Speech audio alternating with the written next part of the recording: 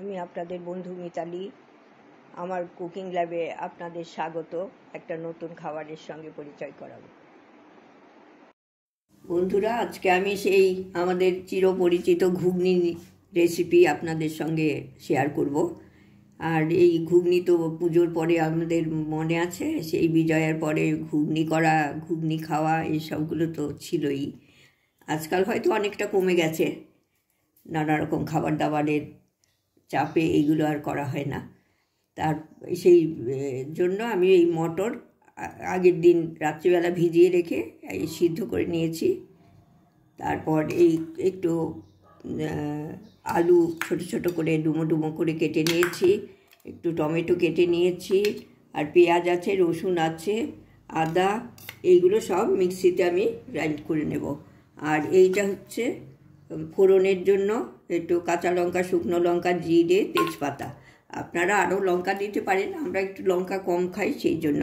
তারপরে তো রয়েছে মশলা পরিবার, সেগুলো তো আসবেই, পরপর দেখিয়ে দেব।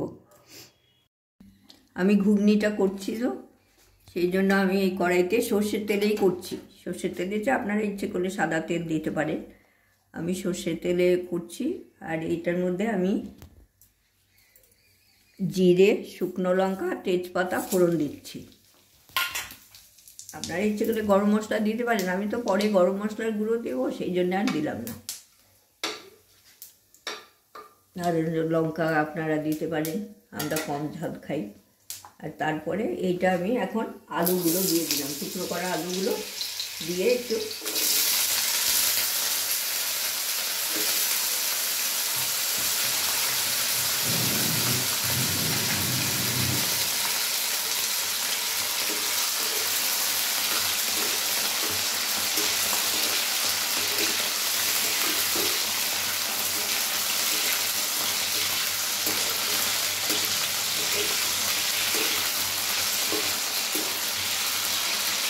আমি এই আলুগুলোতে একটু নুন দিয়ে দিলাম, না হলে খুব তেল ছিটকে আসছে।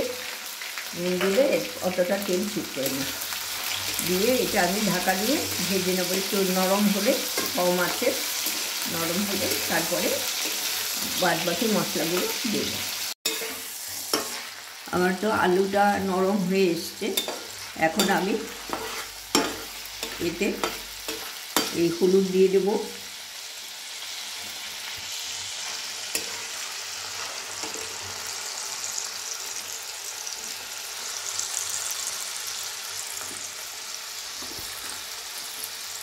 একটু হলুদ গুঁড়ো দিয়ে দিলাম, আর একটু দিয়ে দিচ্ছি। তারপরে একটু জিরে গুঁড়ো দিলাম, খুব একটা মশলা দেবো না, অল্প অল্প, এটা খুব ছোটো চামচ। জিরে গুঁড়ো দিয়ে দিলাম, ধনে গুঁড়ো দিয়ে দিলাম, দিয়ে দিচ্ছি এই যে।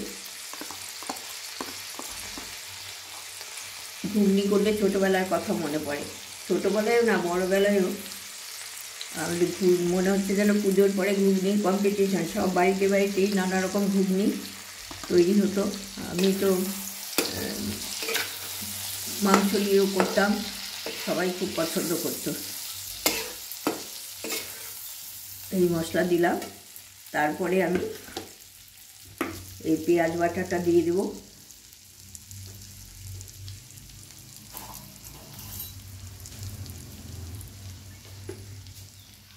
পেঁয়াজ, আদা, রসুন, টমেটো একসঙ্গেই আমি মিক্সিতে বেটে নিয়েছি।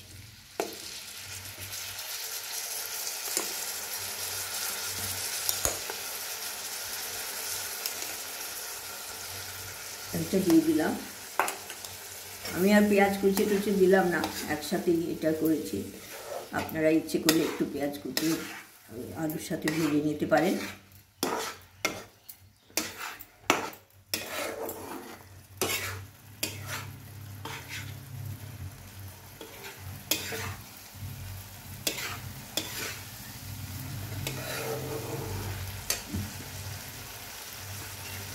এটা একটু কষে নিতে হবে ভালো করে, তারপরে আমি সিদ্ধ করা মটরটা দিয়ে দেব। বন্ধুরা, এই যে মশলাটা কষাই হয়ে গেছে আমার, এই যে তেল ছাড়া হয়ে গেছে। এবার আমি এবার আমি এই সিদ্ধ করা মটর দিয়ে দেব।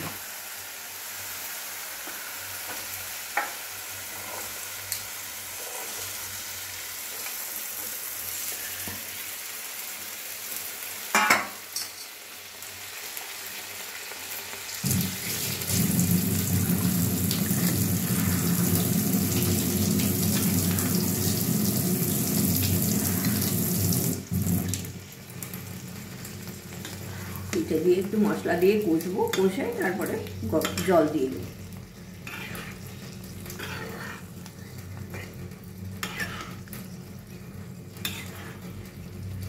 আমি একটু নুন দিয়ে দিলাম, আর একটু দিয়েছি, সেই জন্য আমি এখন একটু কম দিলাম। আর জল দিয়ে দেবো। এরপরে ফুটে উঠেছে, এটা বেশ ভালোই অনেকক্ষণ ফুটছে। একটু জল দিয়ে তার একটু ফুটলে আর একটু ভালো হবে।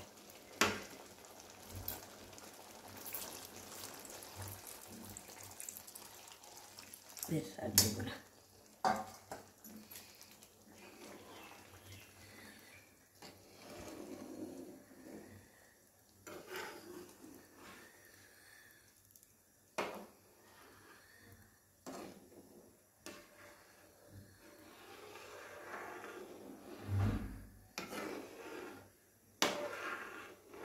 একটু ফুটে উঠলে আপনাদের আর একটু গরম মশলা দিয়ে দেবো।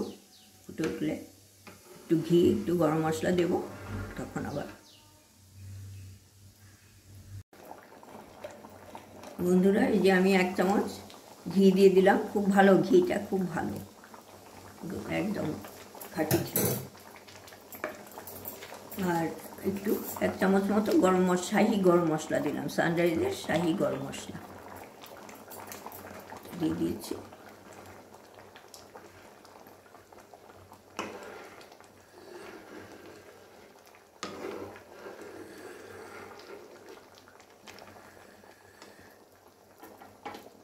আমি বন্ধ করে দিলাম। এখন ঢাকা দিয়ে কিছুক্ষণ রেখে তারপরে পরিবেশন।